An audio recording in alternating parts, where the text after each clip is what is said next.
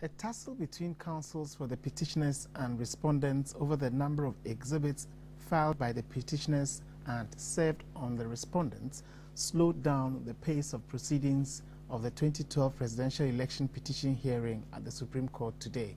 As a remedy, the presiding judge, Mr. Justice William Atuguba, suggested that the parties wait for an official report from the auditing firm KPMG.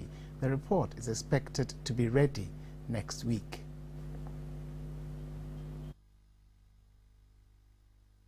Counsel for the petitioners, Mr. Philip Addison, continued his cross-examination of the witness for the second respondent, Dr. Kojo Aferijan. The process had barely started when an objection was raised by counsels for the first, second, and third respondents over the exhibit based on which Mr. Addison sought to cross-examine the witness.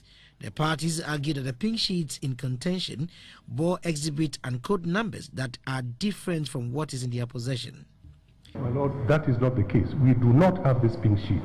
The pink sheet that we have with that code relates to a different polling station. This is what we said, and this is the same problem we had yesterday, and we mentioned to the court and gave examples, 2 examples, and we said we had more of that batch, my lords.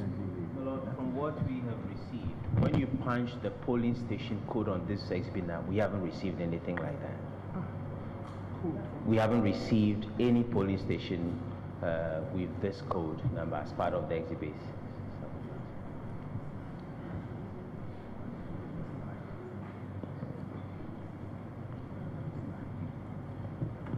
My lords, the third respondent has also not been served with such an exhibit. And my lords, we also emphasize that in the affidavit that was filed by the second petitioner, there is no exhibit number of the kind that is being proposed. My lords, it does appear that on this sheet that we have been shown, there is a Commissioner for Oath stamp that seems to have been introduced into the document electronically. And my lords, these are some of the problems that we respectfully draw your attention to in respect of exhibits being shown to witnesses without a clear confirmation that these are among the exhibits that have been filed in this court.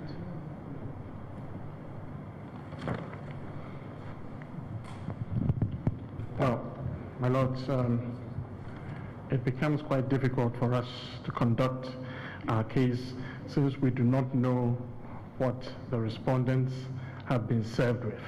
Because as it is now, any pink sheet that we produce, all they have to say is, we don't have it, and then we are stopped. That is unfair. The tussle forced the panel to suggest a recess to allow the parties to consult and compare their exhibits in order to resolve the issue. However, little progress was made when the court resumed. When Mr. Addison resumed his cross-examination of the witness, he focused on double registration, overvoting, and non-sign of signatures by the presiding officers. We're suggesting to you that wherever the proper figures are entered in the C column and C3 is not added, you will get in C6 exactly the same number as A1. Well, my lords, my firm position would be that the C3 column should be 0. And this is demonstrated by the additions that we have done here.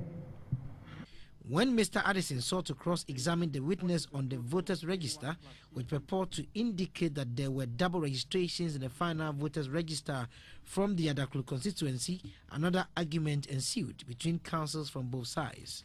Today we have brought the register for him to have a look at it and see that it is indeed an extract from the register. That is all we are seeking to establish. The register is in the custody of the court, my lord, and the witness has said he's going to check and come back tomorrow with that register. This drew a caution from the panel of judges that counsels from both sides be mindful of their choice of words in their proceedings. Mr. Addison will continue with his cross-examination tomorrow with reference to pink sheets that are not in contention.